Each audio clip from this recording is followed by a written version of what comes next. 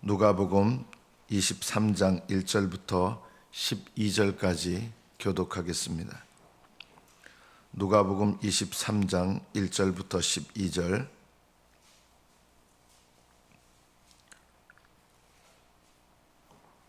(1절부터) 교독합니다. 무리가 다 일어나 예수를 빌라도에게 끌고 가서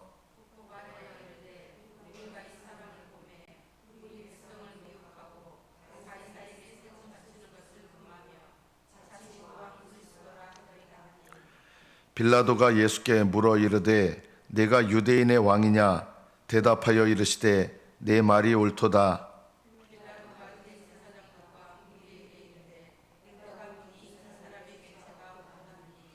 무리가 더욱 강하게 말하되 그가 온 유대에서 가르치고 갈릴리에서부터 시작하여 여기까지 와서 백성을 소동하게 하나이다. 헤롯의 관할에 속한 줄도 알고 헤롯에게 보내니 그때 헤롯이 예루살렘에 있더라.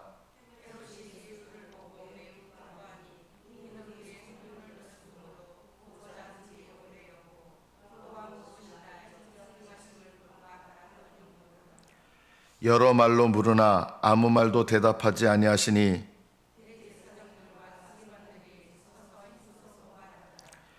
헤롯이 그 군인들과 함께 예수를 업신여기며 희롱하고 빛난 옷을 입혀 빌라도에게 도로 보내니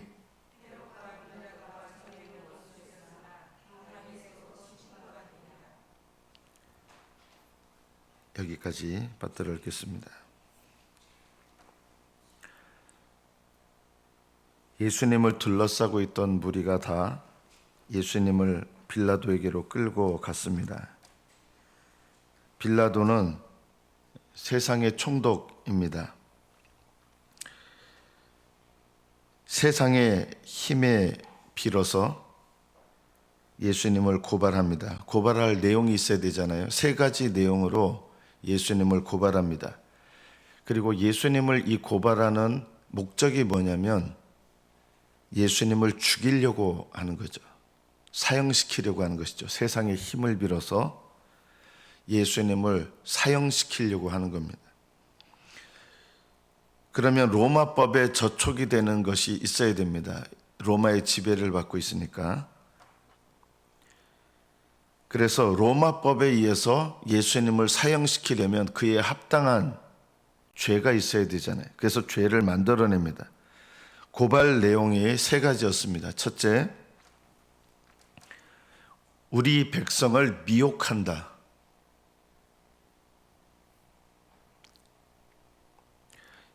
예수님은 백성을 미혹하신 적이 전혀 없으셨습니다. 아픈 백성을 고치셨고 오히려 미혹된 백성에게 진리를 말씀하셔서 깨닫게 하셨습니다. 어리석은 자들을 밝히셔서 그 어리석음을 깨닫게 하셨습니다. 예수님을 사형시켜야 될 죄를 찾아야 되니까 무고하면 안 되잖아요. 백성을 미혹한다.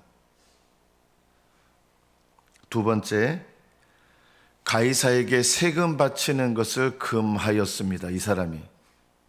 이건 어떻게 보면 좀 반역적인 일이잖아요. 물론 이것도 사형에 해당하는 죄는 아닙니다. 왜냐하면 바리새인들도 로마에 세금 바치는 것을 종교적인 이유로 반대를 했거든요.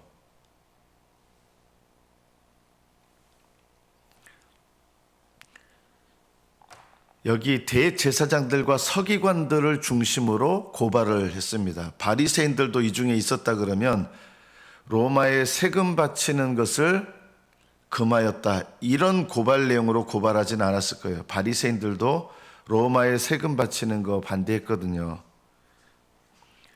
그런데 예수님은 로마에 세금 바치는 것을 반대하신 적이 없으셨습니다. 가이사의 것은 가이사에게, 하나님의 것은 하나님께 바치라. 이 말씀을 하셨어요. 이거는 해석에 따라서 여러 각도로 해석이 될 수 있는 말인데 로마에 세금 바치는 것을 금하신 적이 전혀 없습니다. 그런데 이들은 예수님의 하지도 않은 말, 하지도 않은 행동을 가지고 고발합니다. 가이사에게 세금 바치는 것을 금하였습니다. 거짓말이죠. 그리고 자칭 왕 그리스도라 하더이다. 예수님께서는 사람들에게 자기가 그리스도라는 것을 직접 말하시지 않았습니다. 베드로가 당신은 그리스도시요 살아계신 하나님의 아들이십니다.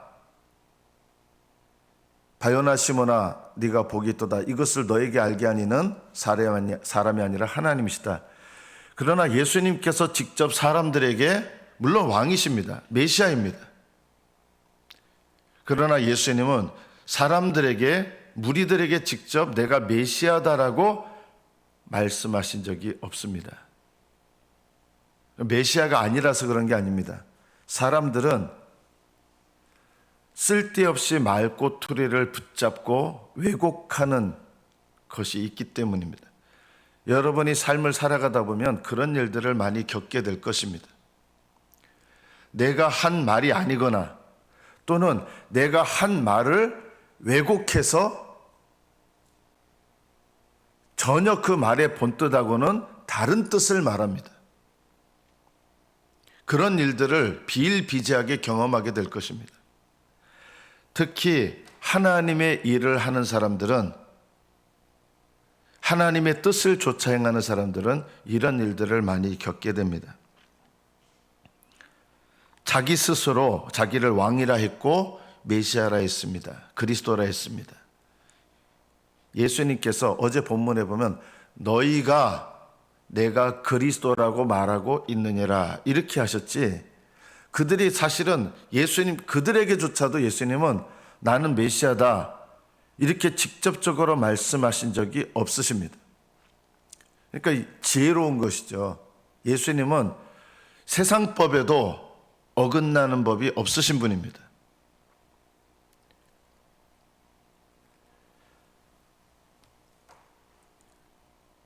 누가 이렇게 고발합니까? 무리가 다 일어나서 이렇게 고발을 했습니다. 이들도 처음에는 예수님을 따랐던 사람들입니다. 이 무리들이요.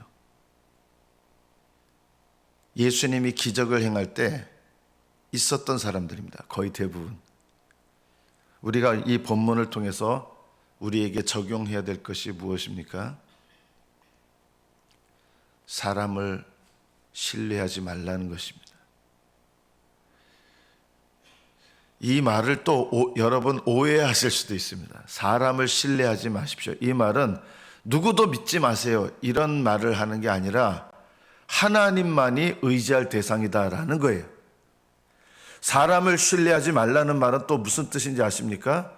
사람 때문에 실망하거나 낙심하거나 그래서 포기하지 말라는 뜻입니다. 사람을 신뢰하는 사람들이 자주 쓰는 표현이 이겁니다. 오히려 내가 누구를 신뢰했더니 내가 등에 칼을 맞았어. 사람은 신뢰하면 안 돼. 여러분, 이거는 사람을 신뢰하지 말라는 말을 곡해하는 것입니다. 사람을 신뢰하지 않으면 어떻게 해야 되느냐? 그 사람 때문에 낙심하거나 그 사람을 포기하지 말라는 거예요.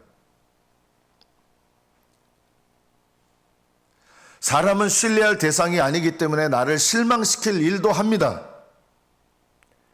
나를 낙심시키는 일도 합니다. 우리 가족이 나를 낙심시키고 내가 신뢰하던 사람이 나를 힘들게 할 수 있습니다. 사람을 신뢰하면 그런 일을 당하게 됩니다. 그러나 사람을 신뢰해서는 안 된다는 이 말은 어떻게 우리가 곡해를 하면 안 되냐? 사람 때문에 낙심하거나 포기하지 말아라. 사람은 원래 그런 존재입니다. 예수님께서는 사람을 신뢰하지 않으셨습니다.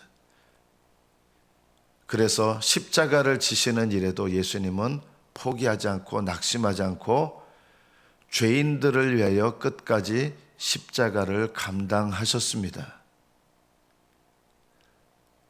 사람을 신뢰하지 말라는 말은 요즘 이렇게 씁니다. 사람들이 다 믿는, 여러분들도 아마 이렇게 썼을 거예요. 사람은 믿음의 대상이 아니야. 이거 맞는 말이에요. 사람이 믿음의 대상이 아니야. 이 말은 어떻게 써야 되는 거냐면요, 믿음의 대상이 아니기 때문에 그 사람을 사랑해 줘야 될 대상으로 여기라는 뜻입니다. 우리는 앞에 말만 좋아합니다. 사람은 믿음의 대상이 아니다. 그래서 나 그 사람 안 믿어, 못 믿어, 그 사람하고 내가 그 사람 왜 의지해? 이렇게 하고 끝나는 거예요. 사람은 신뢰의 대상이 아니라는 말은 사람을 의지하지 말고 그 사람 때문에 낙심하거나 포기하거나 절망하지 말고 그 사람을 사랑해 주어야 된다는 것입니다.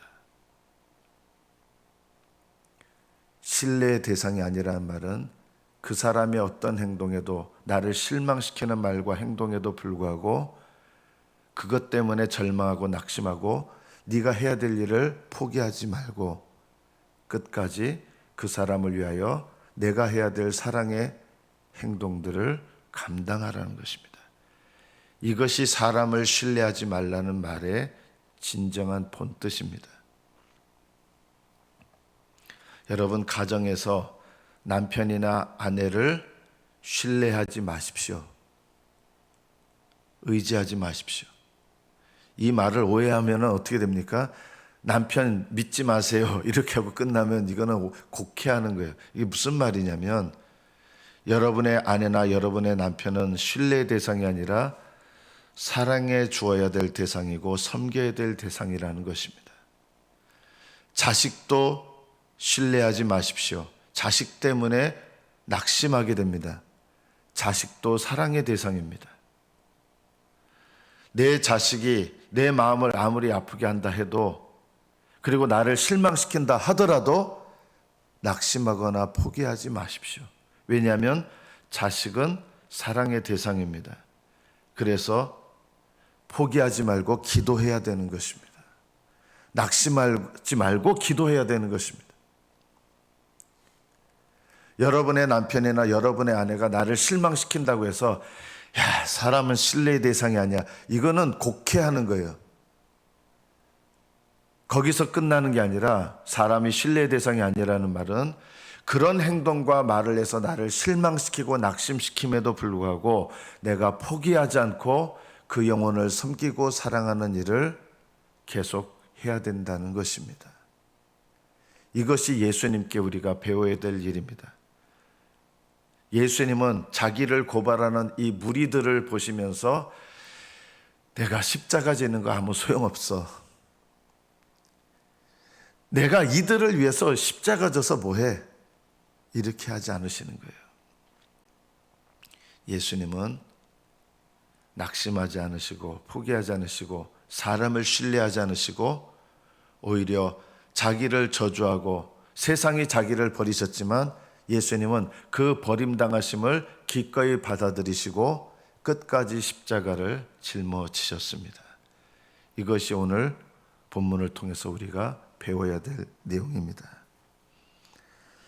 무리가 더욱 강하게 말합니다. 빌라도에게 막 계속 고발하는 거예요. 빌라도가 보니까 폭동을 일으킬 만한 사람이 아닌 거예요. 딱 보면 알잖아요. 로마에 반역할 만한 사람이 아니에요. 그럴 힘도 없어 보이는 거예요. 네가 유대인의 왕이냐? 이렇게 물었습니다. 그러자 예수님이 네 말이 옳도다. 근데 빌라도가 이상하게 반응합니다. 내가 보니까 이 사람에게 죄가 없다. 너 유대인의 왕이냐? 유대인의 왕이라 그러면 반역자로, 로마의 황제밖에 없는데 반역자로 감옥에 넣어야 되잖아요. 사형시켜야 되잖아요. 유대인의 왕이냐 했는데 네 말이 옳도다 했는데 빌라도는 이 사람은 죄가 없도다. 이게 뭐냐면 중간에 내용들이 좀 빠져 있어서 그런 거예요. 예수님은 어떤 말씀하셨느냐? 네가 유대인의 왕이냐? 예수님은 유대인의 왕이라고 하셨어요. 그러나 내 나라는 이 세상에 속한 것이 아니다라고 하셨어요. 그리고 저들은 내 백성이 아니라고 했어요. 이 세상에 속한 사람들이 내 백성이라면 내 백성들이, 내 제자들이 칼을 들어서 나를 지켰을 것이다. 내 나라는 이 세상에 속한 것이 아니다라고 하신 거예요. 빌라도가 봤을 때 이거는 로마법에 저촉이 되는 게 하나도 없는 게요. 만약에 어떤 사람이 어떤 신을 섬긴다, 이거는 인정해 주는 거였어요. 이 당시에요. 로마법이요, 종교에 관한 것은 허용을 해줬어요. 이 당시에요. 그래서 종교에 관해서 이런 어떤 다른 신을 믿는다, 그런 것은 로마법에 의해서 종교에 대해서 관용하는 정책을 핀 거예요. 그래서 예수님이 말씀하시는 거 보니까 다 종교적인 내용이에요. 이거는 로마법에서 허용해 주고 있는 거기 때문에 예수님을 고발할 건수가 하나도 없는 거예요. 세금 내지 마라, 그런 거 없는 거예요. 알아요.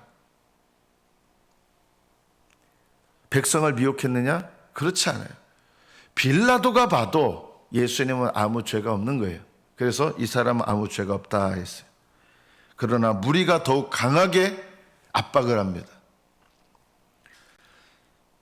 여러분, 우리는 믿음으로 살려고 할 때 이런 억울한 일을 겪을 수 있습니다. 오해를 만드는 사람들이 있습니다. 왜곡하는 사람들이 있습니다. 내가 하지도 않은 말 또는 내가 한 말을 비틀어서 왜곡하는 사람들이 있습니다. 그럴 때 우리의 반응이 어떻습니까? 내가 억울한 일을 겪을 때, 내 말이나 내 행동을 왜곡해서 내가 너무나 답답한 일을 겪을 때, 그때 여러분은 어떤 반응을 하게 됩니까? 다른 사람에 대해서 참어 하는데 막상 자기한테 그런 일을 요만한 거 겪으면요, 나 이거 못 참어, 막 불같이 화를 냅니다.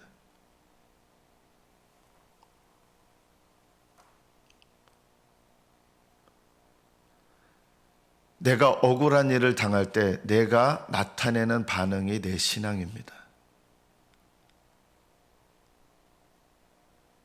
누군가 내 말을 곡해하고 왜곡해서 나를 억울하게 만들 때, 그때 내가 나타내는 반응이 내 모습입니다. 신앙의 모습입니다.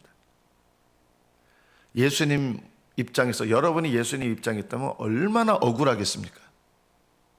그러나 예수님은 어떻게 반응하십니까? 구원을 위해서, 우리의 구원을 위해서 예수님은 십자가를 지시기 위해서 이 억울함에 대해서 억울하다고 하소연하지 않으십니다. 이거는 불법한 일이다 하소연하지 않으셨습니다. 예수님께서 하소연하지 않으니까 더 어떤 일이 일어납니까? 빌라도가 헤롯한테 보냅니다. 헤롯이 막 물어봤어요. 그런데 아무 말씀도 안 하셨습니다. 예수님은요. 그러니까 업신여김을 당합니다. 우리는 이럴 때 어떻게 반응합니까? 내가 아무 말도 안 하니까 나를 아주 그냥 바보로 여기네? 내가 아무 말도 안 하고 있으니까 나를 아주 그냥 빙신같이 여기네? 이러면서 또 분노하잖아요. 예수님은 아무 말씀도 헤롯에게 대답하지 않으셨습니다. 그 이유가 물론 있습니다. 주님께서 헤롯에게 대답하지 않는 것은 그가 심판받을 자이기 때문입니다. 믿는 사람은요, 일일이 구차하게 해명하지 않아요. 내가 누군가에게 인정받으려고 해명하면 그 사람이 나보다 위의 권세가 되는 거예요. 때로는 저는요, 오해를 누군가에게 받고 왜곡된 일을 당해도요, 때로는 그냥 침묵해요. 왜냐하면 그것에 대해서 일일이 해명하고, 제가 해명할 때는 왜 해명하느냐, 저를 위해서 해명하는 게 아니라 그 사람이 잘못된 생각을 갖고 잘못된 신앙 가운데 있을 수 있기 때문에 해명해요, 그때는요. 그러나 저를 위해서는 억울해도 그냥 침묵할 때가 많아요. 왜냐하면 그거를 일일이 다 해명하면 제가 해명하는 자에게 영적으로 보면 권세 아래 있게 되는 거예요.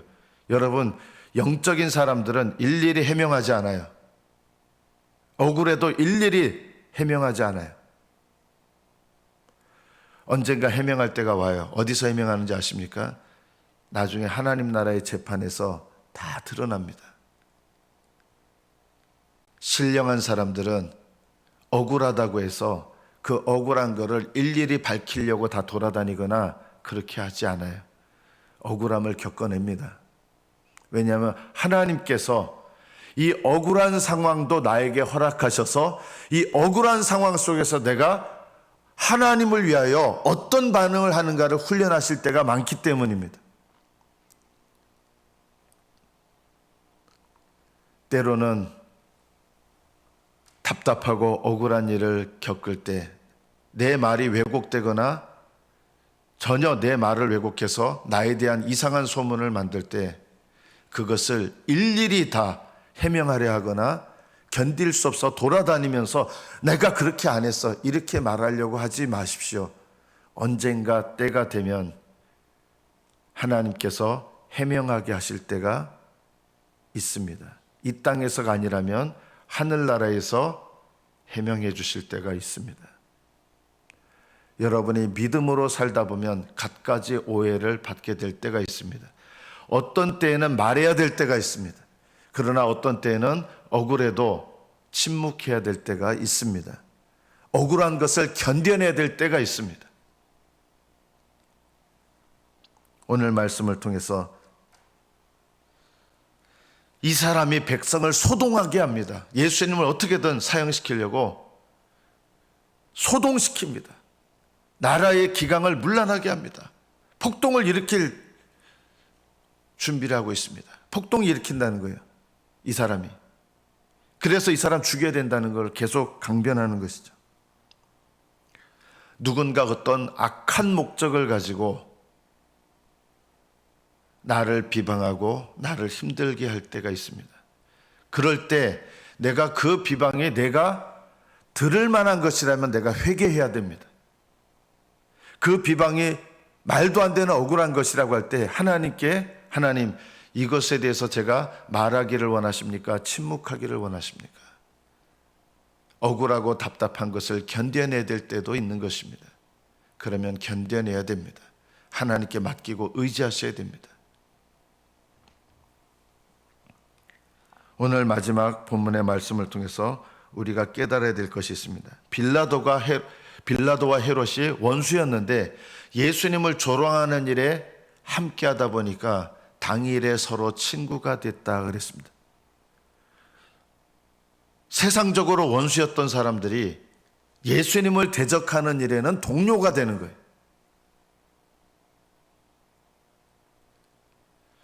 이 세상의 종교들을 보면요,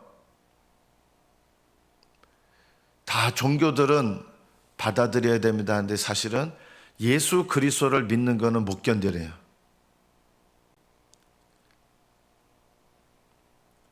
예수 그리스도만이 구원자시다라는 것을 못 견뎌요. 이 세상에 어느 종교나 다 구원이 있습니다 하면 이 세상 종교들은 아무렇지 않아요. 그러나 오직 예수 그리스도만이 유일한 구원의 길입니다 말하면 견뎌내지를 못해요. 사람들은 이 말을 제일 싫어합니다. 오직 예수 그리스도를 믿음으로 죄를 사함받고 구원에 이른다는 것, 이것이 사실인데 이 사실에 대해서 분노합니다. 그러나 그것이 어떻게 보면 당연합니다. 여러분은 복음을 전할 때 그런 반대와 분노에 대해서 불신앙적으로 반응하지 마십시오. 겸손히 인내하시고 수치를 당하시고 하나님 뜻을 따라서 견뎌내십시오. 그러나 우리가 해야 될 일은 복음을 증거하는 것입니다. 복음 증거하지 않으면 반대가 없습니다. 기독교도요, 예수 그리스도만이 구원의 길이다라는 거 얘기 안 하면요, 기독교도 반대가 없어요. 그러나 참된 구원의 길을 선포하면 반대가 있습니다. 세상의 특징이 그렇습니다. 진짜 구원의 길이 선포되는 것을 견뎌내지 못합니다. 말씀을 맺습니다. 이 고난주간 첫날에 여러분은 예수님을 위하여 이 땅에서 어떤 고난을 받아보셨습니까? 여러분 자신을 위한 고난 말고 나는 예수님을 위하여 어떤 고난을 받아봤는가? 나는 예수님을 위하여 어떤 수치를 당해봤는가?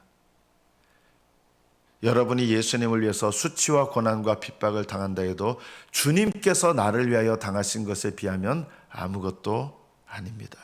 주님의 십자가를 바라보면 자랑할 것도 없고 억울할 것도 없습니다. 우리는 억울할 게 없어요. 왜냐하면 주님의 십자가가 아니었으면 우리는 어디가 합당한 자예요? 지옥이 합당한 사람들입니다.